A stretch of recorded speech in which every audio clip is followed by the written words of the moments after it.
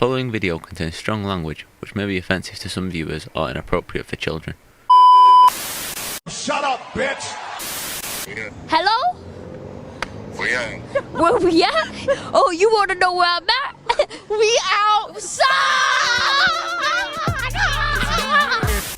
And we outside. Yeah, we outside. Run your mouth and we pull up. Yeah, we outside. You got problems, we can solve them. Cause we outside. Dollar, I'm a Pioneer City, baby. Welcome to a brand new episode of Wrestling the Rap Game. And as you see here, we have TN, AJ, Francis in the building. The TNA Digital Media Champion. How you feeling, brother? I feel great, man. Feel like I've been the Digital Media Champion for years now. And as I said before, now it's just official. Yeah. So, I'm glad I could pull up and fuck with you. And we could do this. You've been asking for a while. And, you got me early screening the Bad Boys 4 today. So I decided to say thank you by pulling up and doing an interview. I appreciate you, bro. Appreciate you. Hey, there'll be other screens too, bro. Yeah. I'm going to go to the other ones too, for sure. You bet. Oh, man. Like, it's a lot been going on, bro, over the, past couple years, man. Yeah. Original NXT run with Hit Row. Mm-hmm. Call Up. Mm-hmm. SmackDown. Mm-hmm. Vince. Mm-hmm. A&E. Mm-hmm. Talk about, hold on. Top. I don't think Top Dollar was just a moniker, bro. Top Dollar was a real thing. It's not, man.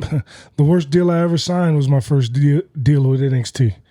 That's a fact. That's not me talking shit. That's the worst money deal I've ever signed in my career since I've been 23 years old. For the past 11 years was my first deal in NXT. That's a fact. The NFL, people like to, especially now, because, I do a lot of independent shows. Mm-hmm. And some of them will be in high school gyms, and people will be like, "Oh wow, from 15,000 person arenas on SmackDown to high school gyms." And I'll be like, "Well, if you want to be a dumbass about it, I did 100,000 people versus the Dallas Cowboys in Jerry World. Mm-hmm. So does that mean SmackDown ain't shit, or does that mean that there's different levels for different types of entertainment?" Yeah, because people are just idiots. Yeah. When I did, played on Thanksgiving night, Thursday night football against the New York Giants, and 10 million people watched at home, does that mean when 2 million people watched at home on SmackDown that wasn't a big deal? No, it doesn't mean that. So stop being an idiot. And at the day, it's about the money. Yeah. I mean, Cardona has made it known. He's made it known that he's made way more money on the indies than he ever did in the WWE. Yeah, and I'm the thing that I'm at right now is that I'm more booked now than I ever was in WWE. Most of my run in WWE was fly to the town on Thursday, do SmackDown on Friday, fly home Saturday. I'm booked every Friday, Saturday, Sunday from now. What is today? It's June 3rd. Mm-hmm. I'm booked every Friday, Saturday, Sunday between now and September. And I still got dates for October and November and December already lined up. So it's I'm out here. Yeah. We outside. Yeah. Hey, we're gonna get into that too. We're gonna get into that too, man. But and you've just made it be known that you're undeniable. Yeah. As they try to count you out. Yeah. They try to make the jokes. Yeah. I'm a superstar. I'm a star maker. Look at everybody I've worked with since I left. Let's talk about it. Joe Hendry, star maker. Yeah. Alex Kane. Yeah. Star maker. Down at AML, I'm working with White Mike. Star maker. Yeah. And NWA, the biggest show they've had in the last 10 years was the one show that I was on in Dothan, Alabama. Let's talk about it. In Alabama. Let's talk about it. No offense to Alabama. If I have any viewers in Alabama. I love Alabama. I always sell great merch in Alabama. I'm a big Alabama guy. Okay. Roll Tide, War Eagle. He said, I don't give a piss about nothing but the Tide. I don't give a piss about nothing but the Tide. Straight up, dog. Nah, if I have any viewers, my bad. I'm sorry. Yeah. But nah, man, you just shown out. Like as many times as they try to count you out, you bounce back. That's what it's every about, time. man. That's what it's about. Like, I'm from the hood. I'm really from around the way. Like I've been counting on my whole life. You know what I mean? Niggas I grew up with was dead before I got to high school, or when we got in high school, got locked up, or when I was in college, they didn't even graduate high school, or when I was in the NFL, they didn't even get to college. Like, when I was in high school and I had scholarship offers, niggas would be like, you lying. Like, what the fuck do I gotta lie for? Until they seen you you know what I'm saying? in Maryland. Like, what the fuck do I gotta lie for? You know what I'm saying? Like, then I go to college and I'm about to start as a redshirt freshman. They're like, nigga, you lying. What? Like, what? Freshman All-American, freshman All-ACC, ball out, play 4 years at Maryland, leave Maryland, go undrafted, still play 6 years in the NFL. I've been getting counted out. When I first started wrestling, people was like, oh, man, not many wrestlers make it to WWE. Like, niggas been counting me out. You know what I'm saying? So, like, I'm used to that shit. When I got released this time from WWE, like, I was literally taking a shit. I got a call from Dan Ventrell. I was on the toilet. It's a fact. I'm sitting there taking a shit, and I get a phone call, and I get the call. He's like, yeah, just calling to let you know that we're going to have to release you from your contract. And I was like, well, why? He was like, well, we're just letting a lot of guys go. We're letting a bunch of people go today, and your name just got called up. I was like, all right, cool. First thing I asked was, are Tahuti and B being released? And he was like, well, I can't discuss that. I was like, all right, cool. And he was like, well, you need anything? I was like, no, I'm cool. He's like, you sure, man? We can get you somebody to talk to. I was like, no, I'm good. I'm straight. Don't worry about it. I'll be all right. And I mean, you proved it, and bro. then hung up the phone, called Bree and Tahuti, talked to them. They said they was good. And after that, I was on a mission. Yeah. I'm on a mission to prove who the fuck I am. You're not going to play on my name. They played on my name for too long. I got way too much shit I done done in my life for you to play on my name. My name is my name. And I'm not finna let you play on it. That's the way it is. I mean, bro. And now look at me. Me and Alex Kane this week, probably match of the year, MLW. Biggest debut at NWA in years. Probably match of the year at AML with White Mike. Match of the year CCW with Cha Cha Charlie. Cha Cha Charlie. Y'all was killing that trilogy. TNA Digital Media Champion. Like, talk to me nice. Yeah. Talk to me nice. Let's talk about that. Nah, that trilogy, you and Cha Cha was crazy, bro. Fed families. Fuck wrong with you? Yeah, we was out here. Yeah, no. Me and Cha Cha really did the thing. Yeah. Ask them people at CCW. The 3 biggest shows they done had at CCW and at Bash at the Brew. They done had 40 Bash at the Brews.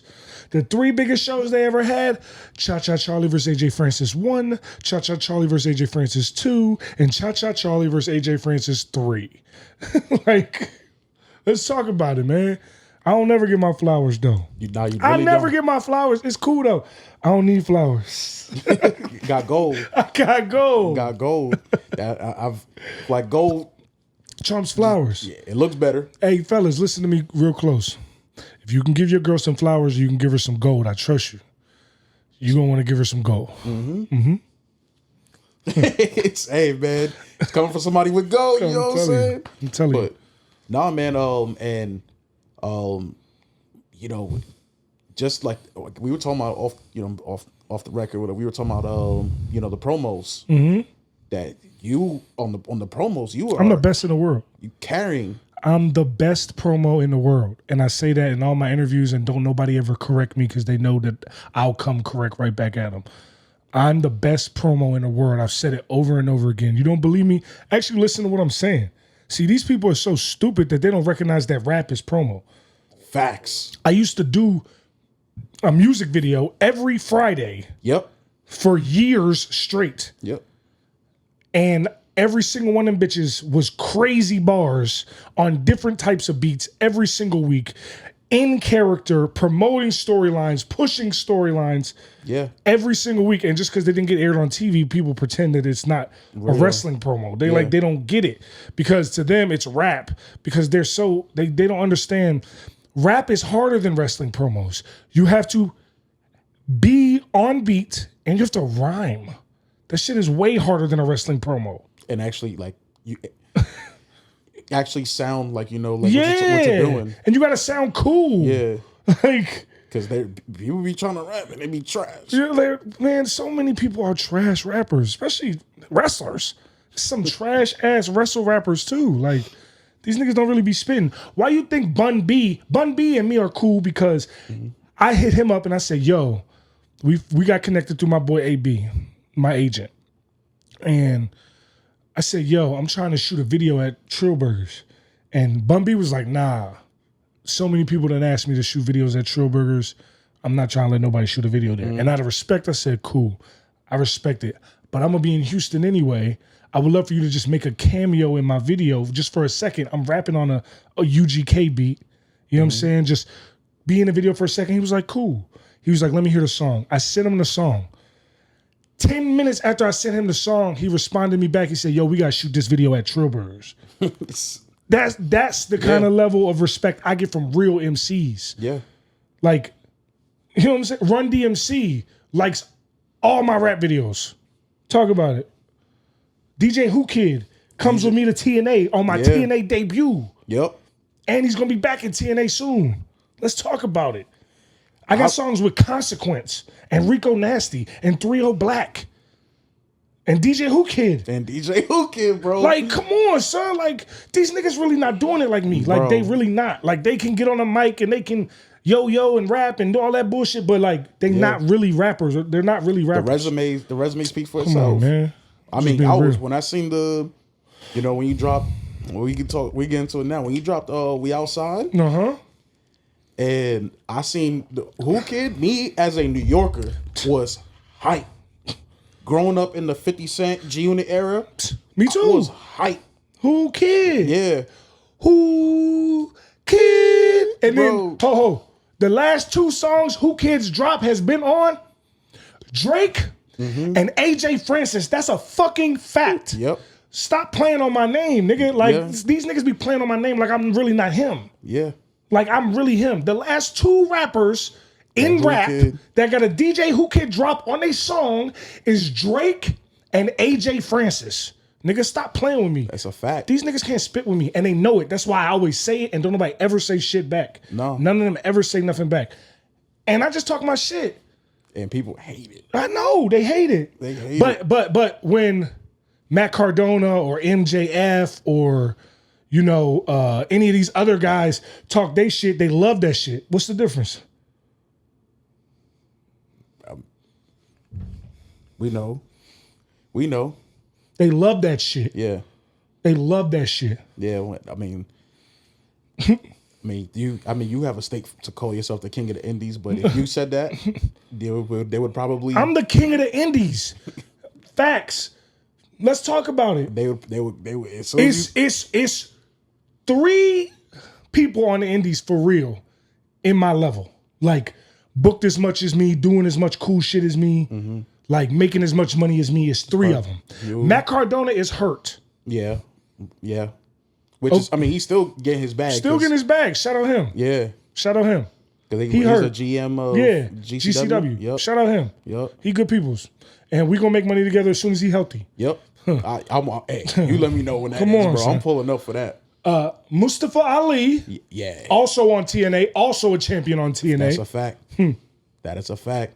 And Nick Nemeth. And let's be real. Nick Nemeth really is not on the indies. Like, he's a WWE former world heavyweight champion. Yeah. He takes the dates he wants to take. That's a fact. You know what I'm saying? And he has his.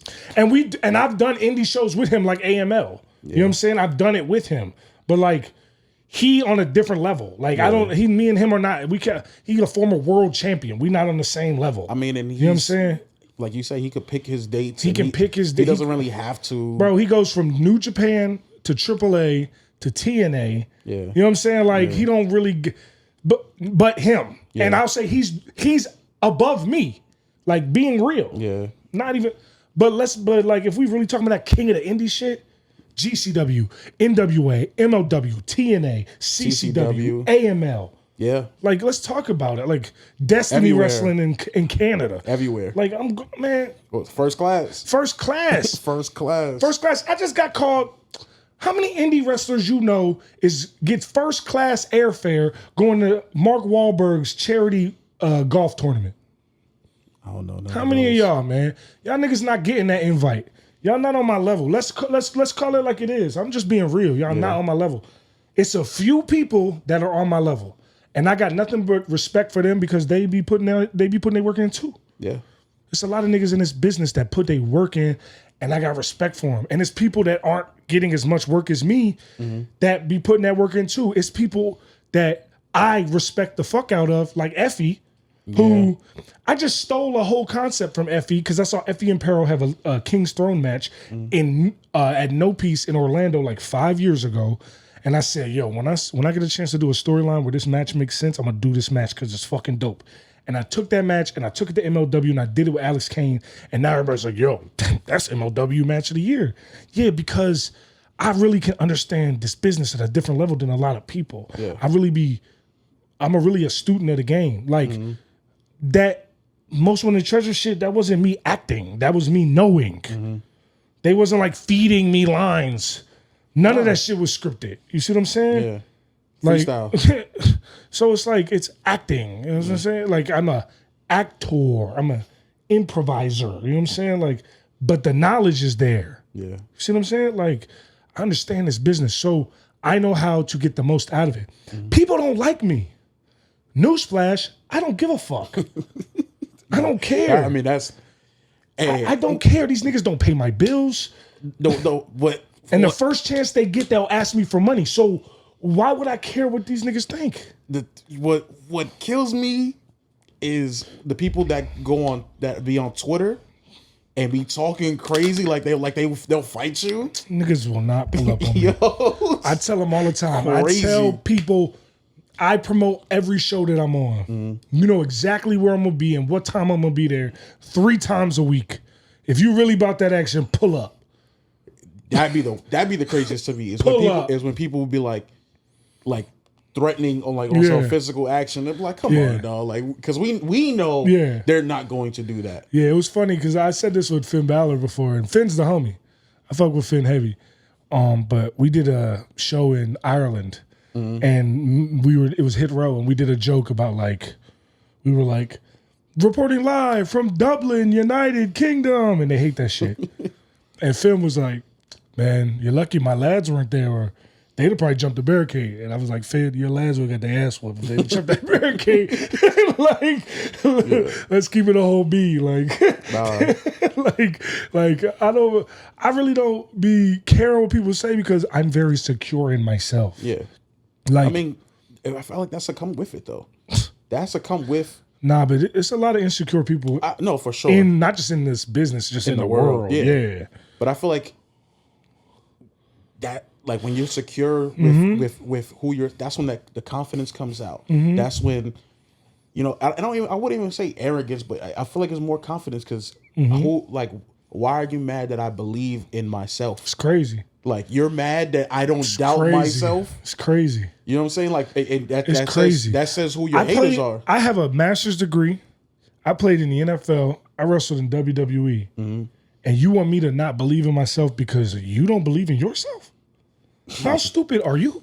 I mean, bro, like the A&E show was so fire. I ain't even mention the fact that I've hosted television shows on 10 different networks. Bro, the A&E show was so fire. That Most Wanted Treasures was so fire. Yeah, it was. And people stopped watching after season 1.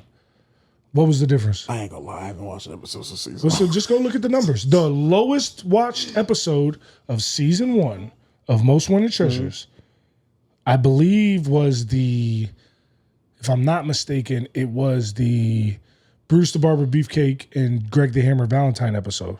That would be the most watched episode any other season of the show. That's a fact. I'm not pulling that out of my ass. That's a fact. You can look up the ratings yourself. So it's like, what's the difference? Yeah. I'm not saying I'm a bigger star than Lita or Booker T or Mick Foley. I'm not. But the essence of the show was gone once I was gone.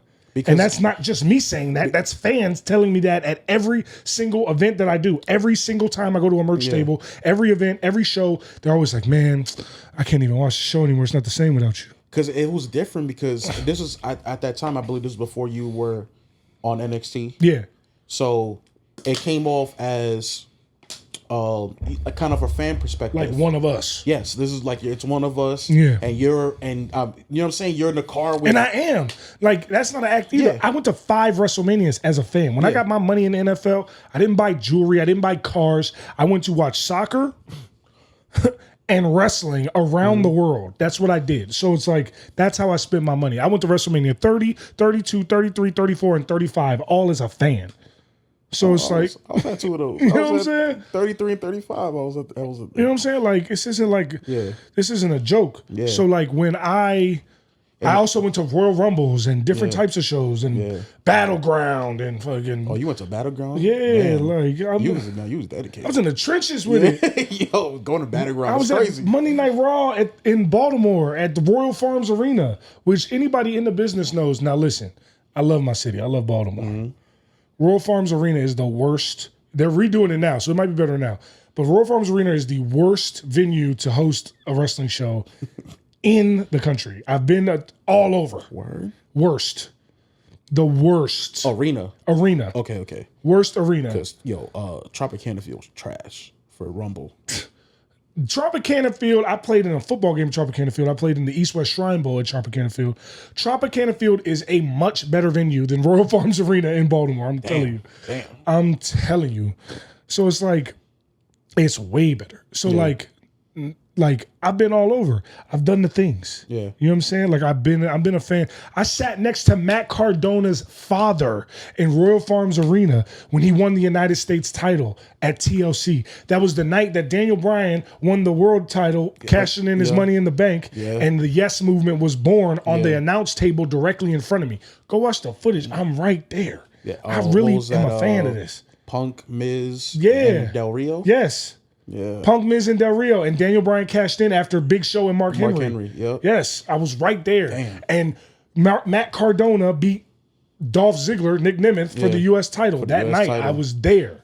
Like, dope. I'm in the second row. That's one of my favorite pay-per-views. It It was a great pay-per-view. It was a great pay-per-view. I still got the chair for it because you get the chairs. Yeah. I still got the chair for it at my house, and CM Punk's face is on it with an ice cream With the ice cream pop bar, yeah. that has the tables, ladders, and chairs. So I still got that in my crib today. That's like fire. you know what I'm saying. Like I got a big ass covered Roman Reigns. So WrestleMania 32, I got the WrestleMania 32. I got the ticket package. Oh, that was in Cowboy Dallas, Stadium. yeah. And it was in Dallas, and I got the ticket package. So I got first 4 rows at all the shows, right? Damn. I was 4th row at WrestleMania 32, but it also came with meet and greets, and you got to pick who you could meet. And I met Roman Reigns and Kevin Owens, my 2 favorites. To this day, they both know this. To this day, I dress. You see my gear? I'm hood Kevin Owens. Yeah, I'm hood rich Kevin Owens. That's what my gear is. Really look at my gear next time you think about it. I'm hood rich Kevin Owens, right? So I never thought about that. that's bro. exactly what my gear is. Because I will never wear them little draws in front of kids. That's weird to me. Like no shade to anybody who likes to wear the little draws, but it's children here. I'm cool. Yeah. So like I wear the hood Kevin Owens look. Yeah. Right? I got a signed Roman Reigns Roman Empire t-shirt, a signed Roman Reigns 8x10, and the little Shane McMahon dollar bill that fell from the sky because that was the night Hell in a Hell in Cell. a Cell. He jumped off the Hell in a Cell, went through the table versus Undertaker. I got all that framed good in my pay-per-view, living room. Man, it was great. And that was what niggas was hating on Roman. Yeah. When they was faking like Roman wasn't sweet. Yeah. You know what I'm saying? Yeah. Like, I remember when being the only person in the first 4 rows with a Roman Reigns t-shirt on. That's a fact. They was booing him. They was booing him. He won the main event. Yeah. Against Triple H. And they were booing And they him. were booing him. And I'm the only person in the first 4 rows cheering him. Like, yeah. That's a fact. Go watch the tape. I ain't gonna lie. When he does this, that's a pause. Yes, whatever. The nigga's great. No, he is. He's arguably the best to ever do it. I commend him because I'm And sure he did it with cancer. Yeah, that's what I was gonna crazy. say. That's what I was gonna say. Like I commend him because he is literally battling leukemia every single day, Bro. and still comes out. And, Bro, I'm battling diabetes every day. That ain't shit compared to leukemia. yeah, That ain't shit compared to leukemia, yeah, dog. bro. No, I don't know how you can hate him when when They hated that man. They hated that man. They did. Bro, Even after he let's came call back, it like it is. They didn't like Roman until he got cancer. And then even then, after a while, they started booing him again. Yeah, but when he got cancer and beat it and came back, they were like, "All right, we like Roman now." I'm like, "Nigga, he been nice." But then they were like, and once it was like, "So you good?" All right, So you know what I'm saying? It's crazy. So you good, right? All right, he man. been nice. Nah, yeah, he been putting on crazy matches forever. Yeah. He been that dude. No, he has. I mean, they were booing him at the Rumble when he won in Philly. I mean that too, but the year after when he defended the title in the Rumble. In the Rumble and lost, and they cheered when Triple H won. Yeah, that was the Rumble before that Mania. Yeah, it was. It was. I mean, I remember I was there. That was when AJ. That's when Styles debuted. Yeah, that's what I'm saying. Like I've really been in this wrestling trenches for a minute. Not for real, man. I grew up in the Attitude Era. I had the wrestling buddies. I had Ted DiBiase and Macho Man and Hulk Hogan. I had them jumps. Who's like your inspirations? Like when you look back, Dwayne. Dwayne is the reason I'm here to this day. 100% Dwayne. It's a lot of niggas who was very influential, obviously, in this business. Mm-hmm. And I started watching because of Hogan, and then it became Bret Hart and Rey Mysterio. Rey Mysterio, I told him this at his Hall of Fame speech, that Rey Mysterio is the reason I started watching WCW, because my friend brought over the tape of him versus Eddie at Halloween Havoc. And I was like, what the fuck is this? Amazing. I ain't never seen no wrestler like this before. Yeah. Right? And I just fell in love with Ray. That's why I started watching WCW, and then and then Austin, Rock, DX, the NWO, but Rock is the reason that I'm still a wrestling fan. Like The Rock is the biggest star that has ever come out of this industry and arguably one of the biggest star ever in world history. I mean, he's getting there. I mean, he's already there. They talking about him running for president. Who would you put over him? You see what I'm saying? Who really could claim that they're a bigger star than The Rock? You could say Denzel, but really? Will. He's a better actor. Will Smith's a better actor. I mean, Will Smith was doing other things. I'm hip, but is Will Smith the level of star as if The Rock and Will Smith was both walking around the street in Kenya? Yeah. Who you think? I don't know. Is Jada there? If Jada's there, I don't think nobody pulling up on Will. That's crazy. That's crazy. No, but if it's Will holding her right hand, and then August Alsina holding her left hand. Still not The Rock. The three of them combined is not The Rock. That's what I'm saying. And then the ghost of Pac behind them. Oh my God. This nigga. But nah, that's what I'm saying. The Rock is the reason I'm here today. Yeah. He's the guy for sure, 100%. And he owns the company. Yeah. I mean, he's on the board. He's on the board now. Yeah. Which is crazy. Man, and speaking of moments too, I got to be part of a moment that I mean, I'm sure it's stuck in your mind, man. Montreal Elimination Chamber weekend. Mm-hmm. Bray Wyatt, Uncle Howdy coming out. You cutting a heel promo. Mm-hmm. Crowd booing the hell out of you. Mm-hmm. Got a bunch of heat, and then Bray and Uncle Howdy coming out and clearing the ring with you guys. Yeah, that was sick. It was funny because that's how I told them that we needed to be presented, because wrestling fans don't like hip hop. They don't. There are some that like hip hop, but the vast majority of wrestling fans don't like hip hop. The vast majority of wrestling fans were introduced to hip hop by John Cena. That's not me talking shit. That's a fact. I mean, he has a platinum album. You know what I'm saying? That's crazy. Just real. Yeah, so crazy. when when you have guys like, I know that wrestling fans don't like hip hop. So I said, yo, let us go out there. Let us rap like 8 bars, just enough to piss them off, and then hit whoever fucking music you want to hit. Yeah. They're going to get cheered. Yeah. Like that's how you present our group, right? So they finally did it, and it was going to be Bray Wyatt, which I was like, we could have did this with anybody, but you want to do it with Bray Wyatt? Fucking fantastic. I love that. So I go out and I say, reporting live from Montreal, Quebec, where we all know the fact that Brett screwed Brett. And they were like, all right. Boo the hell out of here, bro. I think I have the video still from that from the crowd, bro. It was crazy. Were booing the hell out of y'all. Big, huge boos. And then, right as that happened, Bray Wyatt's music hits. The lights cut. Bray Wyatt's music hits, and the Fireflies come out. And being inside of there is like being inside of a snow globe, and you're like, holy shit! It's like a completely different vibe because it's like it's not wrestling. Like I've had segments with AJ Styles and Sheamus, Drew McIntyre, some of the biggest names in this business. The Usos had a title match with the Usos, like matches with the New Day, and some of the biggest names in this business, bro. I never had that feeling like when all them lights went out and them Fireflies came out. That shit was not wrestling. That shit was something else.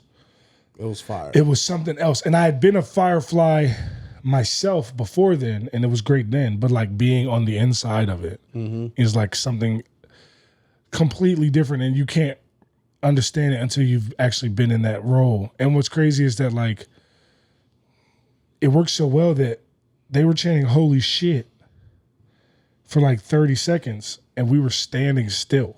You guys were just in the ring like, oh, what the hell? Like, oh, what? We were literally standing still. And they just were chanting, holy shit, holy shit. And me and Tahuti, like we're scared role, but we're talking to each other. And I'm like, yo, can you believe this? Like, it was dope, bro. like it was crazy. It was amazing. It was a dope moment. Yeah. And I was happy to be a fan in the crowd. Yeah. And experience that, especially, unfortunately that it ended up being the last thing you ever did on TV. Yeah. So, it was just a dope experience as a fan. Yeah. And it was sad because we had this idea to do something out of that. Like a tag? We had a whole storyline. Because he was supposed to face Bobby Lashley at WrestleMania. And then he got sick, and then he got better, and then he passed, sadly. But he was supposed to face Bobby, and then after he faced Bobby, like he was gonna pitch the idea of doing this idea with us, because I had already pitched the idea, but it doesn't mean shit coming from me. Yeah. Coming from Bray, it's a completely different thing, right? So, but the idea was because he loved the movie Leprechaun in the Hood, which I didn't expect him to even know what the movie was. Yeah, for real. So I was like, I went up to him and Bo, and I was like, yo, have y'all ever seen the movie Leprechaun in the Hood? And they both start like laughing. And then they're like, Lep in the Hood, up to no good. I'm like, y'all know the fucking movie? They're like, we love that movie. We watch it all the time. I was like, what? I was like, but the idea was it would be me, it would be Hit Row playing the role of like Ice-T and those characters in the movie. And Bray playing the role of the Leprechaun.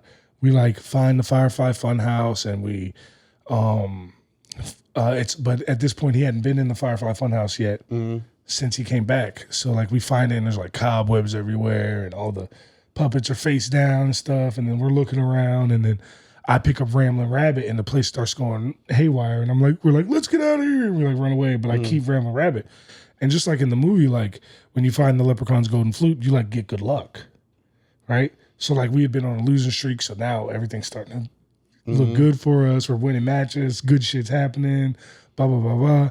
And then Bray comes to us as like human form Bray in the sweater, and he's like, hey man, I just want my puppet back. And me being the top dollar character, I'm like, you ain't getting this puppet back. This shit, we finally get everything's going good. I'm not trying to hear all that. We ain't doing that shit. And then he starts slowly, one by one, hunting us down, which leads to fucking a tag team match versus him and Howdy. B-Fab gets involved, and then that's how Alexa comes out. It's just with Sister Abigail. And it's just I had this whole thought out idea that he loved. I sent it to him. He loved it. And we were going to talk about trying to find a way to pitch it and use it after WrestleMania. And then, unfortunately, what happened. But it was cool for me because Bray didn't have to give me the fucking time of day. Like, Bray is like, he's a creative genius. Yeah. I mean, people have takers said he's a genius. He's a creative genius. So for me to pitch an idea to him and for him to be like, yo, that's dope. I want to do that. Like, that means a lot to me. Yeah. Because I respect him so much. So for him to hear my idea and be like, yo, that's dope as fuck, it's like, for me, it's like a dose of heroin. Yeah. You know what I'm saying? Like straight to my veins. Like somebody, believes. Yeah. Especially when I was in a situation where the people that were making decisions and the right creative team and stuff so often didn't believe in me. Yeah. So to hear someone who was so talented as him believe in me is crazy. And it's like, but I say that, but there's a lot of people that believed in me in WWE. Like, I was just talking to Michael Cole yesterday. He just texted me out the blue, and we was just talking yesterday. And he was talking about how much he cares about me and how much he wanted to. He felt I got a raw deal, and how he can't wait to work with me again in the future, hopefully. But that's Cole's my guy, man. Like, Cole recognized the talent in me long before a lot of people did. Yeah. Cole saw how much I gave a fuck. So did Heyman. I'd be sending Heyman promos that I like. True story. So I do these rap videos, right? So the first one I do when I get back, I shoot the video. I had the song recorded, but I didn't have nowhere to shoot the video. This is true. I never told this story before. I landed in Detroit, shot the video. Tahuti held the camera. I shot the video under the bridge in Detroit that takes you to Canada, okay? It was over Nipsey's Welcome Home beat. And I rapped over it, and I did the video there. And I stayed up all night editing that video. When I say all night, I mean I finished at 4:30 in the morning. Call times at like 1 p.m. I finished at 4:30 in the morning, and I sent it to Paul Heyman at 4:30 in the morning, telling him, yo, showing him like, yo, I am this dedicated to this. I fucking love this shit. This is how much I care. It's 4:30 in the morning. I'm editing a video that I'm going to post tomorrow because I give a fuck. And from that day forward, Paul has been one of my biggest supporters. If I text Paul right now, he'll answer immediately. That's my guy. So it's like, Paul is also a creative genius. Yeah. So like, the right people know. Yeah. That's all, and that's all that matters to me. And now I get to show, it in TNA. Absolutely. You've been showing out in TNA, bro. Yeah, because they just give me a mic, bro. Yeah. They give me a mic and they let me go. Yeah. They tell me, all right, this is the idea for the promo. They don't tell me to say anything. They ask me what I'm gonna say, and I tell them, and they're like, okay, great. Sounds good. You know what I'm saying? Even when we do like when I have Whoo Kid, or when I have Bun B, or when I bring Alix or Block Boy JB, or I'm Tyrone or Shawnee Styles, I just I got this idea. I want to bring these people, blah blah blah. They're like, all right, cool. Do it. Let's do it. You know what I'm saying? Like, sometimes they'll be like, for the DJ Whoo Kid, they were like, what do you think you want them to do? I was like, well, I want to debut my music video for We Outside, have whoever you want interrupt it, because I know they're going to be booing, because I'm going to come out and shit on the crowd with a promo beforehand. They're going to be booing. They boo, insert Joe Hendry music. Joe Hendry comes out, does his thing. People love it. DJ Whoo Kid's standing in the corner with a laptop that I bought at a fucking pawn shop the night before and put all the stickers on it to make it look like it was new, even though the laptop was from 1995. It had a fucking, go watch the video back. When he hits, first of all, I tell him, me and Joe both tell him, we're like, yo, hit him hard as fuck with that laptop. Because if you hit him weak, this whole thing is ruined. You got to hit him hard. Especially with them older laptops. Yeah. I was like, hit him hard, bro. They built with vibranium. Yeah. I said, yo, hit him hard. He hit him. You can see the laptop's so old. You can see on footage the CD slot eject out of the laptop into the crowd. Like where you would put a CD in the joint. That's how old it was, bro. It had a CD player in the laptop, bro. Like, when's the last time you seen a laptop with that? It was probably like an old gateway. It was like it was not Gateway. It was like Aeon or what's that shit called? Eon or some shit. It's old as fuck. It was old as fuck, right? So, but that's what I'm saying. Whoo Kid, I tell Whoo Kid, I say, yo, hit him hard as you can. But like that whole thing, like I was like, yo, we gonna have him stand there with the laptop.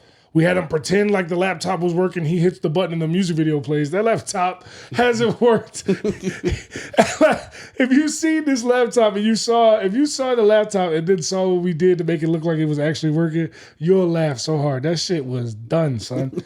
I got that laptop for like $40 at the pawn shop. They were like, why would you want this? They were like, you want the cord? I was like, I don't need it. This shit'll be scrap metal tomorrow. Yeah. You know what I'm saying?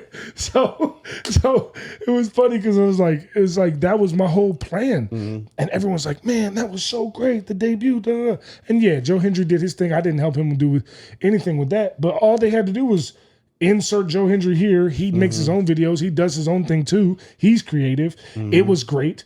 And then we go right back into Whoo Kid hitting him with the laptop. I choke slam shit out of him, put some Gucci's on his face, talk some shit, and then get the fuck out of there. And then straight out of that, people were like, wow, that was great. It was. And that's the thing is like, people don't even realize, like, look at this now. Look at where I'm at with TNA right now. I was supposed to debut at TNA that night, have a segment the next night, have a match versus Joe Hendry the following week in Orlando, and then it was going to be we'll see what we do from there. It went from that to walking through the curtain after that first segment with Joe Hendry. From that conversation I had right then, I was already booked out months. They were like, yo, we're going to bring you back at least 6 more dates. Then before those dates ended, they were like, yo, let's extend you to the end of the year. And now I'm at TNA until December. Like, and champion. And a champ. You know what I'm saying? Like, I'm really out here. I'm outside. All off the strength of knowing my value, knowing what I bring to the table, and not being scared because I didn't get the opportunities I deserved. I always tell you, I say it all the time, a lack of opportunity is not the same thing as a lack of ability. So you got to create them. Yeah, I'm not lacking in the ability of this business, as I've shown. That's why I've taken it over. That's why it's my wrestling business. I mean, I think every show I've been to that you wrestled on, you was main. I'm either main or stealing the show. Yeah. I tell people all the time, like, yo, don't. There's this narrative that I can't wrestle. Ask anybody who's ever actually been in a fucking ring with me. I am a ring general. I talk in the ring. Ask Alex Kane, the suplex assassin. Ask him. Ask Cha-Cha Charlie. Ask Joe Hendry. Ask Rich Swann. Yeah. Ask these niggas. Ask Laredo Kid. Ask them. Ask them. Ask Tahuti Miles. Ask Brianna Brandy. Ask them. I'm a ring general. When I'm out there in the ring, I'm in control. I'm making sure that everything's going how it's supposed to because I got to protect myself. I'm big as shit. You're not finna fucking body slam me, nigga. You're not finna whip me across the ring. No, you're not finna bump me in here. Yeah. I got to control this. Why you think I got so many match of the year candidates now? I went from a nigga, they said I couldn't wrestle. Now I got match of the year candidates at every promotion that I've been to. What's crazy, that came from just one day. Yeah. One day became, oh, he can't that wrestle. That was 2 years ago. Yeah. That was 2 years ago. People still dick eat. And it's like, bro, some of the greatest wrestlers ever have messed up. Even worse than that. Yeah. Like people we forget that I landed on my feet. Yeah. But like we've seen worse. We've seen way worse. But the thing is, that's their only thing. Yeah. That's their only thing. They were waiting for that one. Yeah, that's their only thing. To hold it against you. That's their only thing. Yeah. All these Joe Hendry videos, what does he talk about? That one thing. He can't talk about nothing else. Yeah, he has nothing. He talks about that one thing. And because all these losers laugh. Yeah. Like. Yeah. Like, come on, man. Yeah. Let's talk about it. You can say that I'm not the biggest star in wrestling, But Joe Hendry got those same music videos for LA Knight, Drew McIntyre, Big Show. I mean, the list goes on and on. Yeah. Why did all of a sudden he blew up out of the water? Why? For real. Let's talk about it. For real. I mean, it's that. Maybe feud. it's the rub from Yeah, DJ Whoo Kid on my It's the feud. debut, and me, Yeah. and the feud that we had together. Yeah. And him doing more videos. Because I think before that he was working with Dango. I don't know. I yeah. couldn't call it. I think before that he was working with Dango and Santino. So, and it wasn't. Not that it was. And Not Joe that it Hendry was, will tell you himself. He told me, he's like, bro, I owe you cigars. He's like, I appreciate you. I thank you so much. I'm like, I know, bro. I'm in. That's what I'm in this business for. Yeah. Go look at Alex Kane. Alex Kane lost the MLW championship to a 50-year-old man. Now, he's a legend, but he lost to a 50-year-old man, right? And they were like, yo, we need something to get Alex back on top track. Alex reached out to me, and I said, okay, I'll do it for you.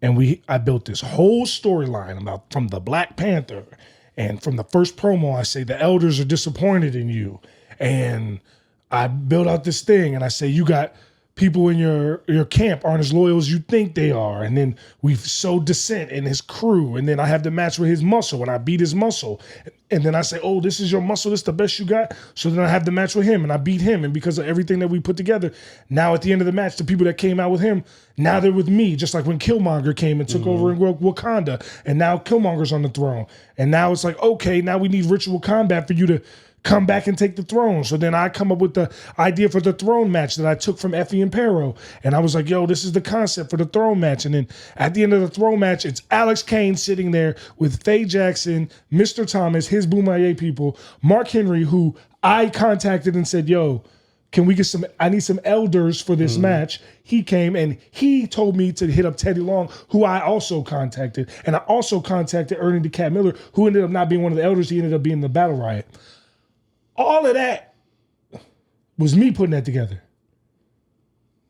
And now Alex Kane looks like a bigger star than he ever has. And now Alex Kane got a match of the year candidate in MLW. Let's talk about it. I'm just saying, I'm going to talk my shit. I am tired. I was in WWE and I played the Meek Mouse. And I played all right, I'm going to just sit in the background. I don't want to ruffle no feathers. Because I had already got fired once. And I was like, man, they already think they pretend I'm hard to work with. They already pretend that I'm the angry black man. Anytime I'm just because you can't piss in my face and tell me it's raining, right? So, like Drake, they already pretend that. So let me chill. Let me just play the background. Ask anybody during that second run in WWE. I didn't talk to none of the writers for the most part. I didn't talk to none of the people in the people writing the storylines. I didn't talk to none of the execs. And what did that give me? A swift booting ass out the door. So what the fuck do I got to be nice for anymore? I played the nice role. What the fuck did that give me? Now I'm talking my shit. Ass Champ. Again, Ass Champ. Now I'm talking my shit. Now I'm really telling niggas what it really is. Yeah. I'm really showing you how I really structure shit. Yeah. The whole feud with Alex Kane and MLW really structured that. Everything me and Joe Hendry did. Come on, man. Like, let's talk about it. CCW with Cha Cha Charlie, you said it yourself. Yeah. Really structured that whole thing. No, that trilogy was crazy. Crazy. Yeah. Had my boy Brent Grimes, future NFL Hall of Famer. Yeah. 2-time NFL All-Pro, 4-time NFL Pro Bowler. He got in the wrestling ring in a cage match. I really be putting on. Had 3-0 come out perform for GCW and then get involved in the match. Bun B came to 2 episodes of TNA. Whoo Kid. The list goes on and on, man. I'm just saying, these niggas is really not doing it like me. But I can't say that because when I say that, I'm the bad guy. Yeah. But if I was a foot shorter, 100 pounds less, and I had fake spray tan all over me, they'd be like, we love this guy. Hey, hold on. He was undervalued. Come on, man. Nah, I feel you. If bro. I wore kick pads, they'd fucking love me. Yeah. Hey, man. So we have another segment on the show. Yeah. It's called This or That. Uh-huh. Give you some names. It'll be wrestling and rap based. And you just tell me who you prefer. All right, cool. I mean, they're gonna hate you anyway, so it doesn't even matter which ones you sure. say. For sure. Oh man, we can start out with some OGs, man. Jay-Z and Nas. Jay-Z, for sure, no doubt. And I love Nas. Nas is lyrical, for sure. Nas is one of the best ever, but Jay is in my top 3 all time, and Nas isn't, so. Okay. I got you. I mean, we could, recent feud, Drake or Kendrick. So Kendrick won the feud, but I don't like that people pretended that all the songs weren't dope. Every song was dope, including the Drake AI jump. People pretend that shit was whack. That shit was hard. The verses sounded like Pac. It sounded like Snoop. The creativity to go into that, to do that, that's dope as fuck. Like, and also we still haven't seen The Daughter. So, because Adonis came out like a day after Pusha T dropped The Story of Adnan, right? Yeah. So where's The Daughter? You know what I'm saying? So, but I mean, it depends on what you said. If we talking about like just career-wise, career is Drake. It's not even close. Like Kendrick's biggest song ever is him talking about Drake. Yeah, I guess. What you mean you guess? Kendrick don't have no song that has ever done the numbers of Not Like Us, ever. He don't have one. Humble was big. Humble did not do. I'm not saying Not Like Us is his best song. I'm saying Not Like Us is his biggest song he's ever had. It's not even close. Like, I think Kendrick got some, he got some pull. Statistically, it's not even close. I mean, according to Apple, he has the, 7th best album of all time. Yeah, I'm not saying that he not. I think To Pimp a Butterfly is probably a top 5 hip hop album ever. I don't even think Drake has one album better than To Pimp a Butterfly or Good Kid, Mad City. That's not what I'm saying at all. The albums are better, but if we talking about numbers, Not Like Us is Kendrick's biggest song ever. It's not even close. All right. It's not even close. So it's like, you gotta, at that point, you're talking about career. If you're going discography, you could say Kendrick, but if you're saying numbers, it's not close. It's Drake. Okay. I mean, it is whatever it is. Yeah. I always say when they ask what's the criteria, it's really whatever you want it to be. I mean, there's a little throwback one for you too, man. Kiss or Beanie? Jada, mwah. I met them both in the last year, which is crazy and it's cool. But Jada, I would say Jada. Me personally, Jada. All right. Let's go. Wale or Sean?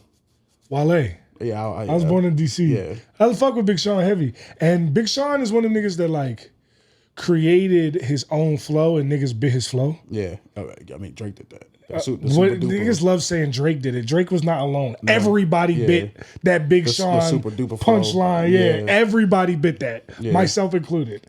Everybody bit that joint. Niggas loves Drake bit that shit. Nigga, everybody bit that shit. It was just that he was the most famous to do it. So. Yeah, but that happens. That's how that happens. Yeah. Nigga, what the fuck? Like Jay-Z was strategic in the people he did features with too. Yeah. You know what I'm saying? Like Jay-Z wasn't giving you a feature until you was hot. I mean, I'm still waiting for the 2 Chainz feature. You know what I'm saying? Like 2 Chainz deserved that feature, bro. I agree. Yeah. But nah, Wale. Mixtape about nothing, more about nothing, album about nothing. The Gifted. Festivus was hard. Yeah. The Gifted. On Festivus, he did a punchline about my college quarterback, Danny O'Brien, was our quarterback at Maryland at the time, and he did a Danny O'Brien bar in the song, and the whole team was sick. The whole team was like, "This nigga Danny is too hot right now." Wale rapping about this nigga? Come on, son. We was sick. What Day said, he said, where my ratio went. Ratio. So I'm telling you, it was cool, but Wale for sure. But Ray or Eddie? Ooh, that's crazy. I would have to say Ray, because if I said Eddie, I would just be saying it because he passed. Because Ray has always, like I said, Ray has always been my favorite luchador ever. And like the way Ray took Eddie's legacy after he passed, and like continued it, and then like still continues it to this day, and like it's so fucking cool in real life when you hang out with him. Ray. All right. Brett or Kurt Angle? Me personally, I'm gonna say Brett. Me personally. Okay. Me personally. Yeah. Brett was like, I wanted the pink sunglasses. You know what I'm saying? Like I never had enough money to sit close enough to get the pink sunglasses. You know what I'm saying? I was always in the nosebleeds, but I wanted to be Brett. I love Brett. Loved Brett. And then I met Brett too. I met Kurt many times, but I met Brett when I was still in the NFL. And I actually brought him. I was on the Seahawks and we had a game in Baltimore, and he happened my hometown, and he happened to be in Baltimore. He was doing a signing or something, and he was at Jimmy's Famous Seafood in Baltimore, famous restaurant. And John, the owner of Jimmy's, was like my homeboy. And he was like, "Yo, Bret Hart's here." I was like, "That's awesome. I'm gonna come see him." He's like, "No, you don't understand. He's a Seahawks fan." And I'm like, "What?" It's like, "Yeah, he wants to see." That's random. He was because Seattle's close to Canada, I guess. I mean, but it's also Buffalo. Yeah. Well, would you rather like the Seahawks or the Bills? It depends on when you're asking. Because when Brett in the 90s, the Bills was always losing. But so were the Seahawks in the 90s. Yeah, but would you rather be a loser that loses and you expect it, or get to the Super Bowl and lose? I'm just defending my team. I'm a Bills fan. Damn, so, I feel bad for you. Yeah. Shout out Stephon Diggs. I'm a Texas fan. That's my homeboy. I'm a Texas fan this year. We played together in Maryland. You didn't know that, did you? We went to college together, and we played. His freshman year at Maryland was my senior year at Maryland. We played together. Quick Stephon Diggs story. So he comes in. He's the number 1 recruit in the country. Like receiving recruit in the country. And first of all, we couldn't believe he came to Maryland. He turned out Alabama, Georgia, Notre Dame, all these schools come to Maryland. Is he from there? Yeah, he's from Maryland. Yeah. But that doesn't fucking matter. Like, I turned down a bunch of really high name schools to go to Maryland, but that is not a common occurrence. Yeah. If you're from Maryland and you can go to Alabama, you could usually go to Alabama. Yeah. Or you go to Notre Dame, you usually go to Notre Dame, right? So my final 3 was Notre Dame, Florida State, and Maryland, and I went to Maryland.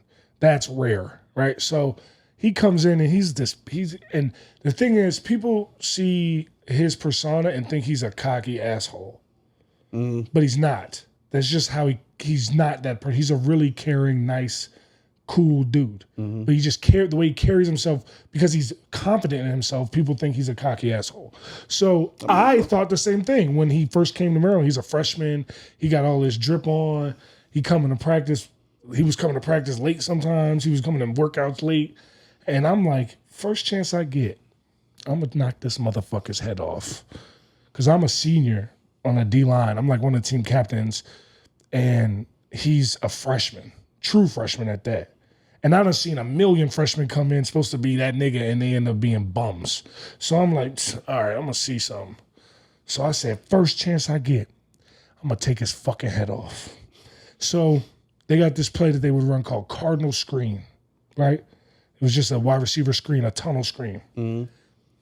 And I was always good at reading screens because I'm big as shit. So if you don't block me, something's up. Like, period. You're not going to let me just go kill your quarterback. I'm not one of these niggas that's like, oh, wow, they didn't block me. Oh, like, I'm not an idiot, right? So as soon as I know that I'm not blocked, I know some bullshit is up and I'm looking, right? So I said, first time they run Cardinal Screen to that nigga, I'm going to take his fucking head off. So it's the spring game. They kick and we're on defense first, supposed to be. And they kick it off. And he's back there returning the kick. Catch that bitch, take it to the house.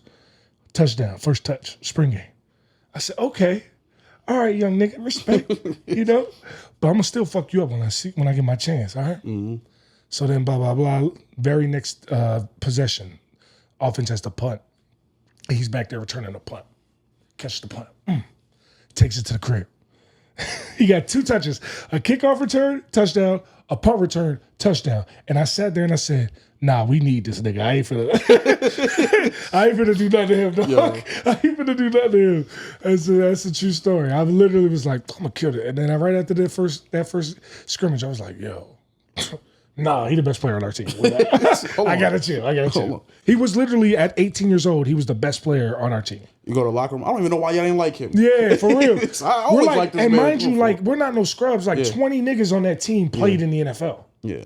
So it's not like we was some washed ass nigga. We had talent, and Stephon Diggs at 18 years old was the best player on that team. Was Was Tahuti on that team too? No, so Tahuti, it's funny because me and Tahuti both played football at Maryland. Mm-hmm. But Tahuti was, even though we're the same age, because he went to the military out of high school and I went straight to college, my senior year was a season before his freshman year. So we never actually played together, even though we're the same age and we both played football at the same school. People will always ask that. But it was just been crazy, irony. It's still crazy irony. Yeah. I mean, it is. but yeah, we never actually played together at Maryland. Word. And Tahuti was a walk-on, so. Light flex. No, that's dope. Nah, that's my dog. At the other tag teams, I'm gonna get into the tag teams. The New Day or the Usos? Oh, that's tough. That's the toughest question you asked me because as a fan, when I was a fan, I would always say New Day. But as like someone who's worked with both of them and the relationships I've developed with both of them, I'd probably say the Usos. Okay. And I love Kof. I just was with, Austin was just at MLW. It was like a big news story. He was backstage at MLW, right, for Battle Riot because he lives in Atlanta. I was just with him. They're great, good people. They've given me so much great advice, and I appreciate them so much. But nobody in WWE gave me more time and more advice and more of an ear to talk into than Jimmy and Jey Uso. Nobody. So I would be remiss if I didn't give them their flowers. Okay. And we keep it in the bloodline too. I mean, hopefully this is a tough one for you. But what was the original main event this year? Rock or Roman? Rock, man. Rock. Yeah, I figured it was gonna be Rock. everybody. I mean, Rock and Roman both were on my Mount Rushmore. Okay. What is your wrestling Mount Rushmore? It's just recently changed. I had to put Roman on it because Roman has the most WrestleMania main events of all time. I took off Flair. Wow. Yeah, I took off Flair. Because I always said it was the biggest crossover stars would have to be on my Mania. On my Mount Rushmore. And I always would say Hogan, Austin, Rock, Flair. But I had to take off Flair and put Roman on, bro. I had to. Austin, Hogan, Rock, Flair. Austin, Hogan, Rock, Roman. Now. Oh yeah, okay. You know what I'm saying? Had to. You said crossover star. Cena has a case. Yeah, he does. He does. And honestly, at this point, I'd probably put Cena over Flair too. Okay. You know what I'm saying? But, bro, Roman was the champ for 3 years in the modern era, which is ridiculous. And it was the biggest 3-year growth in business history. Yeah.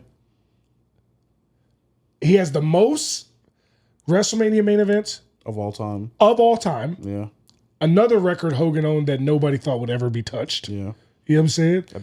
And by the way, he's not done. Yeah. He's definitely got a few more of those left in him. Yeah. You know what I'm saying? We still haven't seen Rock and Roman. Yeah. You know what I'm saying? Like, that's definitely going to come and be a main event of WrestleMania. Yeah. You know what I'm saying? Possibly next year in Vegas? I think definitely next year. In Vegas? I think it's definitely the main event next year. I think the whole thing they're doing now with the bloodline is to make Roman a babyface so that heel Rock can come back and it could be Rock and Roman at Mania. Like, I just think that makes too much sense. You're literally printing money in Vegas. And then you put like night one, it's like Cody. I don't know. Cody Seth? I don't know. I hope that they do. I think that it would be.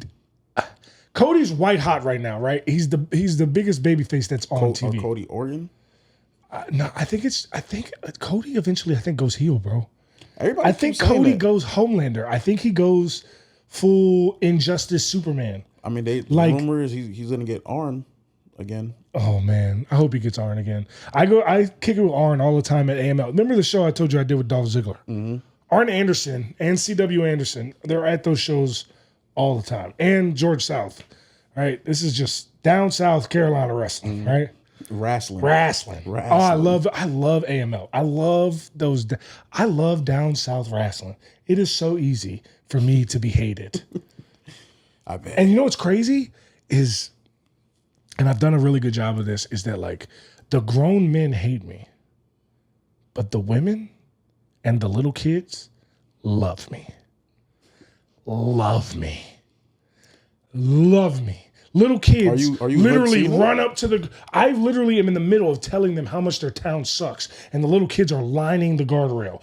Please touch my hand. And then I'll dap up the little kids, and then a grown man will be like, huh? And be like, you're not a child. Get the fuck out of here. Sit your grown ass down. Right? And I still maintain the heel. Yeah. Well, you know. Are you the Hood Cena? Because I might be. I mean, that's... I mean, let's be real. I'm really a rapper. Really from the hood. Like, the men hate you. The men hate you, but the women and the kids love you. It's not a character. Yeah. You know? You the Hood I said in one of my I don't know if you ever seen the one where I rapped over his beat. But one of the lines was... Time is now? Yeah. You never saw that? Nah. Yeah, I went crazy. I'll show you right now. Here it is. Oh. It's all love to the C Nation. But when you talk about that rap and wrestling, yeah, you're listening to the Savior. Top dollar, my time is now. The only thing that can sun me is shining down. Nah, this ain't a diss song. This a what if song. These other guys can't spit with you, John. They're just some victims. They do it for giggles like they was on a sitcom. They wouldn't even have the tools if you went and equipped them. But me, see, I'm the best one breathing. These baby boys fighting my swag, man, they be teething. Heavy hitters riding for me like equestrian. Yeah, I'm fiending for the wreck, homie, so let me in. I don't care if it's Mania or next weekend. The money finna roll in like Seth freaking. Hear me. Let that last line breathe. They say you the best ever. Well, that might be. Well, to be the man, you gotta beat the man. I'm like a single mother with a plan to prove that she don't need a man. Yeah, I did it by myself. Now I'm out in the Caymans trying to hide my wealth. Got a shorty 6 foot, say she 5'12". She's self-conscious, but her dog is quite redonkulous.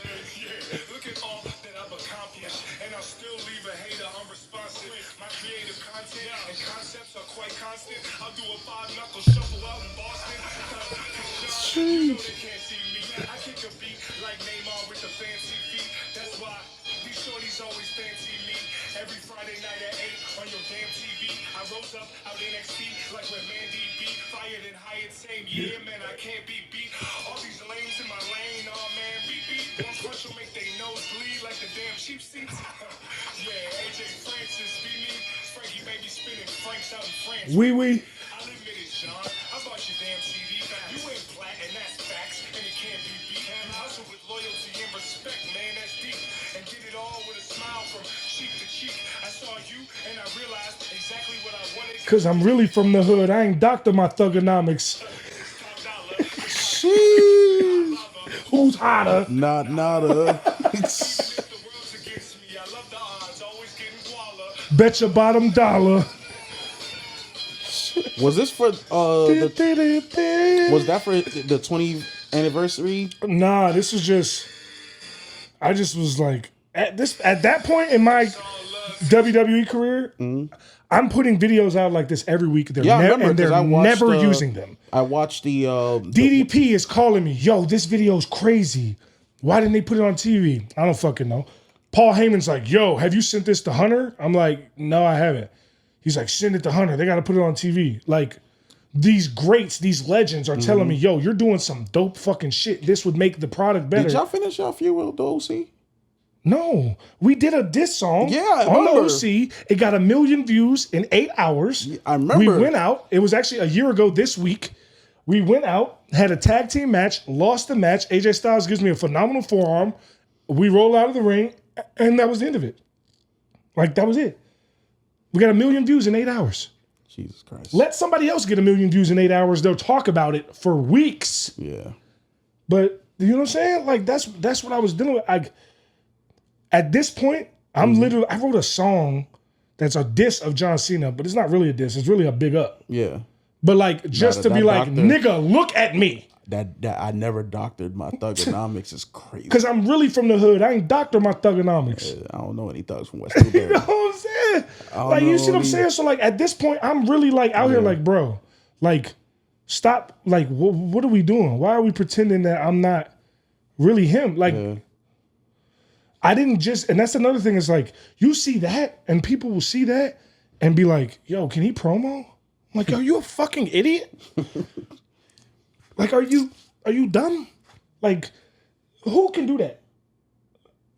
Name one person in wrestling, period, that can do that. I'm gonna just say, not nada. Not nada, nigga. Not That's nada. what I'm saying. Not nada. This was a throwaway verse. I got that joint is called Frank Style 150 because it was the 150th time I did it. I've done over 200. I'm the nicest MC on earth. Definitely the nicest in wrestling. But like, if I say that, I'm a dickhead. I mean, but like I said, if I was 5'8", 190 pounds, had a terrible fake orange spray tan, they'd be like, "Yo, you're the best rapper ever." Well, man, got the champ. Got the champ in here. I don't. You got anybody? You looking at? Oh, anybody that wanted can get it. Okay. What Adrian Broner say? Mexicans, Americans, Dominicans. I'm the can man. I'm the can man. Anybody that want it can get it. I feel that, bro. You know what I'm saying? Moose, we got your eyes on Moose too. Now I would love to meet. People don't know this. Moose is one of my biggest believers for years. When we first got released from WWS Hit Row, Moose tried to bring me, the OG3 me, Tahuti and Bree to TNA. And for one reason or another, they didn't want to bring the whole crew.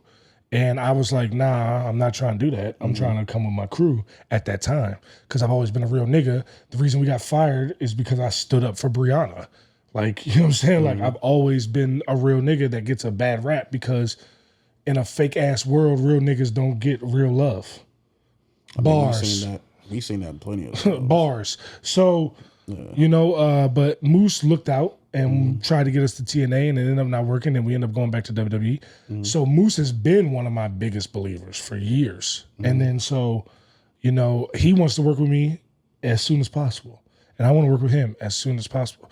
But obviously there's other fish to fry. He's got a whole title situation he's dealing with Nick Nemeth and with Broken Matt Hardy, and he got the system, and he's got a whole bunch of other shit he's going on, and I'm just building First Class. Yeah. You know what I'm saying? Like, and we're not done building. Maybe, people think that, maybe Bound for Glory. Man, I would love that. If me versus Moose at Bound for Glory would feed generations. I mean, I would like to see it. I would like to see that, bro, to be honest. Hey, I don't know. It would have been Scott DMR. Yeah, Scott. But he's not. What about him? No, I was gonna say, I was like, who? I don't know who's the booker now. Dreamer. Yeah, Tommy. Make that happen, bro. Tommy fuck with me. Tommy's the reason I'm in TNA. Tommy is 100% the reason I'm in TNA. Tommy, she is one of my biggest believers too. Tommy is the one that gave me these opportunities at TNA. Tommy was the one that fought for me to come to TNA. I love Tommy Dreamer, and I will sing his praises till the cows come home. And Tommy Dreamer is the reason that I have been given the opportunities to do things like this. Tommy Dreamer is a legend, and he's a great wrestling mind, and he recognizes that I am too, and that's why he gives me so many cool opportunities. Tommy's great, and whatever Tommy wants me to do, I'll do. But I mean, as far as this, Joe Hendry can run it back. Quiet as it's kept, I've never lost to that guy. Maybe tag gold, double champ? I would love double champ. Double champ? Tag team gold? You and Swan? Me and Swanee? Take it from... Come on, man. The system? The system. Yeah. Myers and Edwards? Yeah. Take it from them? Yeah, that'd be great. Tag team. You know what I'm saying? I'd love to... And I'm finna take this around the world. And then eventually cut the... PCO? PCO? Oh, PCO? Yeah, that'd be fire. PCO? Niggas don't know. People are finally starting to realize because they saw the match I had with Alex Kane at MLW. But I'm not scared to do that crazy wrestling shit. I would like to see you in Chris Bay. Chris Bay. Would love that too. Love Chris Bay. Ace Austin. Yeah. There's a couple. Frankie Kazarian. Yeah, Trey Miguel. Like Jay Vidal. Yeah. Like I see you Jordan wrestle. Grace. Oh, damn, you trying to wrestle Jordan Grace too? Man. And Jonathan Gresham. I was about to say, both of them? Yeah, handicap match. That'd be crazy. He with the octopus mask. That'd be fire, man. I'll do the job. Nah, I'll do the job for sure. Sure. That was the goal. Yeah, hell yeah. Against Jordan Grace? You fucking right. Jordan. Well, she's the first champ, right? She was. She was the first digital media champ. Jordan. Let's do it, shawty. All right. Let's do it. I'll take that. I don't know what you call it, but that like pump handle. I'll tuck my chin. I mean, well, if Worlds Collide happens. Yeah. I mean, Worlds Collide. Man, don't even get me started. Yeah, this will smoking NXT Worlds for you, Collide, bro. if the NXT TNA Worlds Collide happens, it's gonna be some funny looks when I come back through that door. Yo, for real. It's gonna be some funny faces with when gold I come through at that that. door. With gold. With at gold. That. Oh man. With gold. Oh man, there's gonna be like the Kevin Hart with IES face. Mm-hmm. Oba. Hey, that's the The streets are saying that's what they want. The streets are saying Oba and Dollar, and man. Dollar and Oba. The streets are saying Oba and Dollar. But I don't know. Oba, he big, but he used to being bigger than the guys he faces. I mean, because they're saying Moose and Trick, but I'd like to see you and Trick too. Me and Trick, the promos would be crazy. The promos are FIFA. The craziest promos, Yeah. boy. Me and Trick, man, I love Trick. Me and Trick have a good relationship. We have mutual friends, and one of his buddies named Tito, he works out with a lot. And I've got Tito at MLW with me. He's been part of the Boomaye Fight Club. He was at MLW this past weekend because of that. I've worked with him at Reality Wrestling in Booker T in Houston too. So like, yeah, I would love Trick. Who else in NXT? Wes would be Wes, fine. obviously, I saw Wes in the gym literally yesterday. Wes would be a lot of fun for sure. Well, he not there no more. Dijak not there. But, Nah, man, Dijak, I'm not trying to do that, man. I'm not trying to fight Dijak, bro. Not because I don't like Dijak. I fuck with Dijak, but that ratio shit is yo, yeah, you don't need no more social media. Corny to me, like. You don't need and I'm sure he's gonna see this video and ratio be congrats, brother. You got thousands of people that'll just do anything on the internet, but none of them can fight. So like, the new kid, Javon Evans. oh yeah, for sure. He cool. Yeah, he's cool. Nah, I want to beat his ass because when he saw me, he was backstage at GCW. He saw me. He was like, "What's up, OG?" I was like, "Let's hear a little nigga." Let's hear a little nigga. Yo. I am your OG, but don't fucking call me that, all right? Bro. That's the worst, bro. What's up, OG? I was like, first of all, little nigga. Yo. I will rip your braids out or your dreads out one by one. Nigga. Don't play with me. Oh, man. All right, so, but nah, he cool as shit. He funny. He a cool little young nigga for sure. Bunch of dudes. And the NXT to be fun. It'll be a lot of fun. I hope it happens, man. I really do. A lot of fun. I mean, it won't be I don't think it'll be in Orlando. That's a pay-per-view.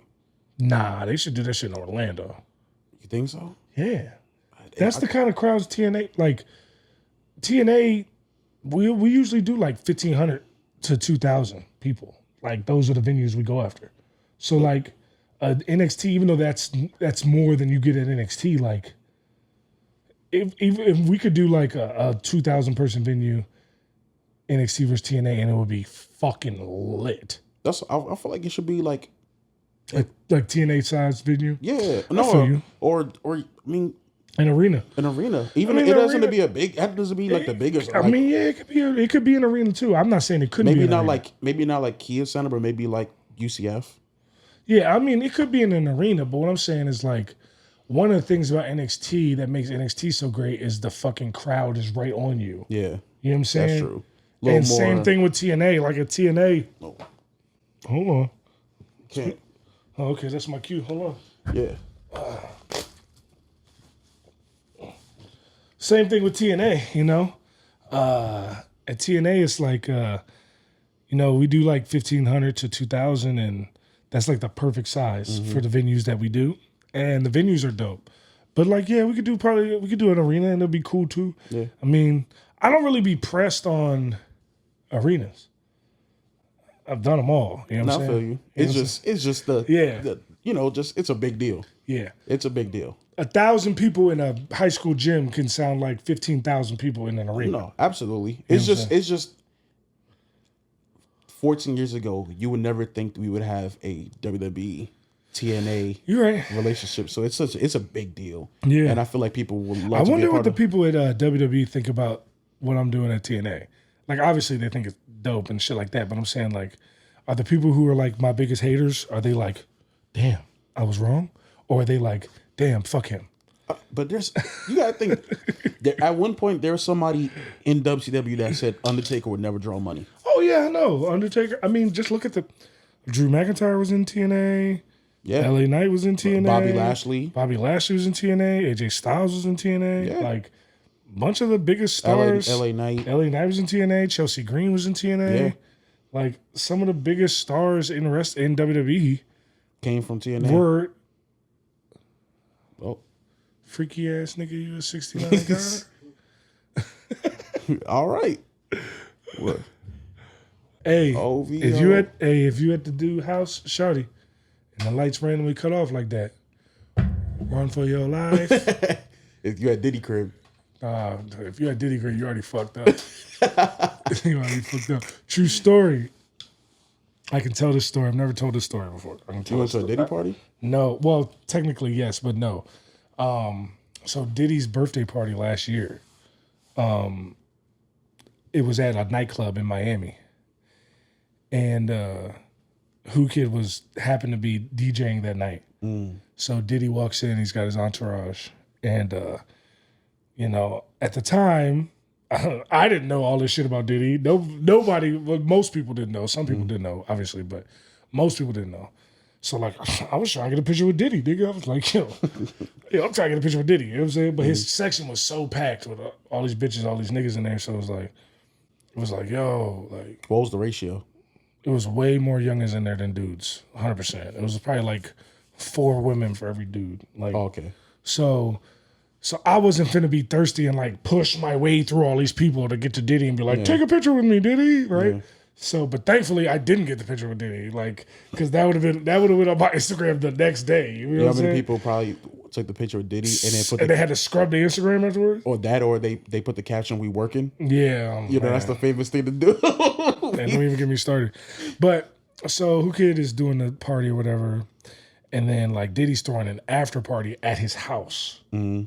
And I done heard about how much fun Diddy parties is. No, you gotta go to a Diddy party, nigga. So I'm like, shit, I'm trying to go to the Diddy party. Whoo Kid like, no, you not. I'm like, what you mean? Yeah, I'm trying to go. He's like, nah, let's just like. Oh, what is it? There you go. Hey, yo. Hey, yo. Like, you know what I'm saying? Whoo Kid was like, nah, you're not trying to do that. I was like, what you mean? Like, it's going to be fun. I ain't never been to Diddy crib, blah, blah, blah. That's a rock spike. He was like, nah, don't do that. I was like, all right, I trust you. So we end up just getting some youngins and going back to the crib or whatever. But it was funny because it was like, looking back now, I'm like, oh, shit, Whoo Kid really looked the fuck out. Bro, you would have been on one of them tapes that the feds got. Man, that would have been crazy. You know how viral I would have been if I was on fucking the Diddy tapes. Oh, the infamous man. Diddy tapes, though, in the party. Bro, you would have been on this Tubi thing. They'd have just caught me catching weed. They'd just caught me smoking weed in the crib. I don't play with my nose or none of that other funny duddy shit. That's not me. But they'd have definitely caught me smoking. I'd have been on the motherfucking veranda blowing down like shit. Big blunts out there, John. They'd have caught me doing that. But oh man, that would have been the least of my worries to be on that, John. I was like, what the fuck? I mean, I knew. In other news, breaking: Top Dollar was found at the Diddy party. I knew once Fab was talking about when Diddy was like, yeah, we never party for your birthday, and Fab was like, no, you came to my party, blah blah. He's like, nah, but we never partied. Fab was like, yo. And Fab was like, yeah, nah, Diddy. The downfall of Diddy is on the TV right Yeah, there. he was waiting. Oh man, he really threw it all away. Yeah, I'm mad that we closed up with Diddy. There's a joke in there somewhere, but I just don't want to. I just don't want to do that. I just don't do that. Pause. Yeah, yeah. All right, Pause. one more thing, and then we'll get out of here. Yeah, we can't. Yeah, we can't close on that. We I don't think we did a rap Mount Rushmore. All right, rap Mount Rushmore. Nipsey, Okay. Biggie, J, M. I think Jay-Z is the most successful rapper of all time. He showed niggas the blueprint of how to really get money out here. No pun intended. Yeah, pun intended. And of how to get money out here, you know what I'm saying? Mm-hmm. Biggie, I think, is the biggest what if ever. I think if Biggie had a chance to make more than 2 albums, I think it wouldn't even be a discussion. I think Biggie would be the number 1 all time on everybody's list. Mm-hmm. He'd be the Tom Brady of rap. You know what I'm saying? Nipsey is my personal favorite rapper of all time. I have a Nipsey tattoo right here, Victory Lap Broken Heart. I felt like even though I wasn't a Crip, as far as non-gangbanging shit, Nipsey really spoke to me. You know what I'm saying? Nipsey really was out here giving niggas life lessons, and it's what he was spitting. And I fuck with him for that. And then I think skillfully, like, putting lines and bars and wordplay and punchlines together, there's never been anybody better than Eminem. Ever. An Eminem verse, as a student of the game, as a nigga who understands how to craft verses together, Eminem's verses are crazy. Even on the new joint he just dropped, the Houdini joint. Yeah. Like, niggas is hating on it because it's like, it sounds like old school. It sounds like fucking 2000 Eminem, and that's not hip hop no more, and all that shit. I like that the bar about if I shoot my shot, will I get a feat? Come on, or something like that. Yeah, well, how about I get a feature? Yeah, that's what I'm saying. Like, he is like lyrically, like structuring verses. Yeah, nobody's better than him to this day. Like, I mean, he washed Jay on Renegade. Niggas love saying that. He did not wash Jay. He did. Jay's verse on that joint is crazy. Eminem just had literally probably the greatest verse in the history of hip hop. I mean, you know what I'm saying? But Jay's verse is tough. I had to hustle. My back to the wall. Ashy knuckles, pockets filled with a lot of. Hold on, listen to what he said. Go ahead. My bad. Go ahead. He said, "I had to hustle. My back to the wall. Ashy knuckles, pockets filled with a lot of lint, not a cent, got a vent, a lot of innocent lives lost on that project bench. What you hollering? Gotta pay rent, bring dollars in, buy the bodega, iron under my coat, feeling braver, do rag wrapping my waves up, pockets full of hope. Do not step to me, I'm awkward, I box lefty, and often my pops left me, an orphan, my mama wasn't home. Could not stress to me I wasn't grown, especially on nights I brought something home to quiet the stomach rumblings. My demeanor, 30 years my senior. My childhood didn't mean much, only raising green up. Raising my fingers to critics, raising my head to the sky. Big, I did it multi before I die. No, I just chose my own fate. I drove by the fork in the road and went straight. That's one of their best verses ever. But then it was like, it was like, I'm a poet this summer, regular modern day Shakespeare. Jesus Christ, the king of these latter day saints here. To shatter the picture of which of that is they paint me as a monger of hate, Satan, the scatterbrained atheist. But that ain't the case. See, it's a matter of taste. We as a people decide if Shady's as bad as they say he is, or is he the latter, a gateway to escape, a media scapegoat who they can be mad at today. See, it's as easy as cake. Just as simple as whistling Dixie while I'm waving this pistol with 60 Christians against me. Go to war with the Mormons, take a bath with the Catholics in holy water. No wonder they tried to hold me under longer. I'm a motherfucking spiteful, delightful, Eiffel, the new Ice Cube. Motherfuckers hate to like you. What did I do? I'm just a kid from the gutter making this butter off these bloodsuckers. Cause I'm a motherfucking renegade. Bro. I'm saying, like, Jay's verse was crazy, but just went crazy. And I relate so much to that M shit when that nigga said, motherfuckers hate to like you. What did I do? I'm just a kid from the gutter making this butter off these bloodsuckers. That might be the title of this episode. Wrestling's Renegade. Wrestling's Renegade. Motherfuckers hate to like you. What did I do? You're Wrestling's Renegade. I really am. Man, again, man, thank you again for coming on here. Appreciate you, bro. All love, baby. Give them socials. Tell them where they can follow you at. Yeah, tell them where they can send a hate mail to. Yeah, you can send a hate mail to your father. Fuck you. You can also follow me on all social media at AJ Francis 410. That's everything: TikTok, Instagram, Twitter, Twitch, everything at AJ Francis 410. If you do have hate mail, write it, put the stamp on there, light it on fire, and stick it up your ass. Y'all. Tune in Thursdays, 8 p.m. on Access TV. On Access TV. You get a chance to see the TNA Digital Media Champion. I'm taking TNA over. It's TNAJ Francis. Absolutely. And also NWAJ Francis. Yeah.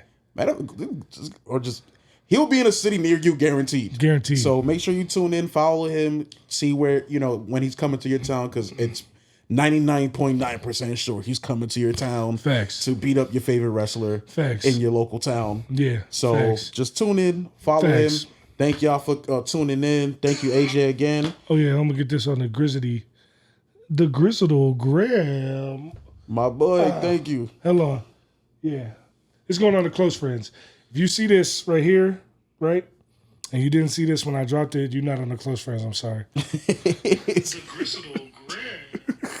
And man, we can close it out. We're gonna play We Outside to close it out for the fans. Yeah. And man, we here, bro. Thank you again. Here's that new AJ Francis, DJ Whoo Kid. 3-0 Black. 3-0 Black. We outside. Play this real quick. Yeah. Play this for the fans. There we go.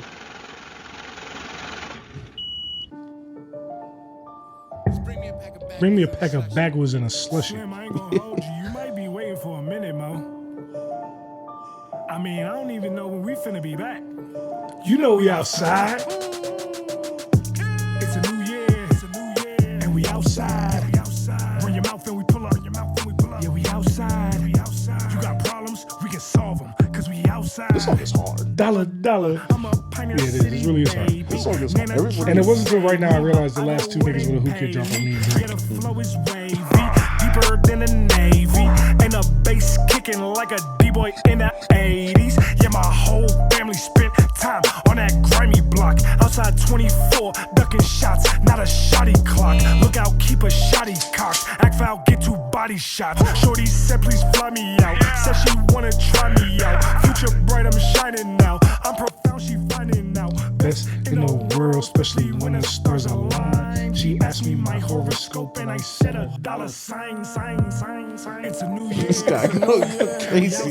We outside. We outside. Yeah, we outside. You got problems, we can solve them, cause we outside. Yeah, we outside. And we don't slide. Yeah, we don't ride. When we outside. Don't ask me one minute. Oh, my fault. I got Already know I got Wreck-It Ralph. I ain't hiding from no cameras. I'm outside, I ain't YB. Me and my brothers outside today. Friday I met her at the cabaret. Seen that Rolls Royce drive away. Then she was in my bed on Saturday. Different day, different whip, different day, different chick. 3-0 Black, he different. You can play with them switches. You see that sense, it's gonna make your way stop being ignorant. I come from the south side, these brothers are downside. I seen the op slide, now my bro on the curbside and his body shaking. My brother just called me, said he need a verse. Send me the song, Ain't no need to converse. We locked in for life till We I'm covered in dirt. We locked in for life till I'm inside a hearse. Where you at? We outside.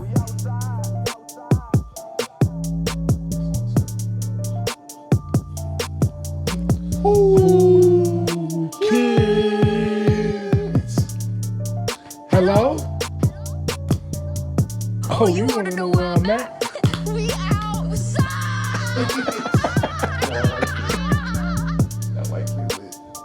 Hate is the new love.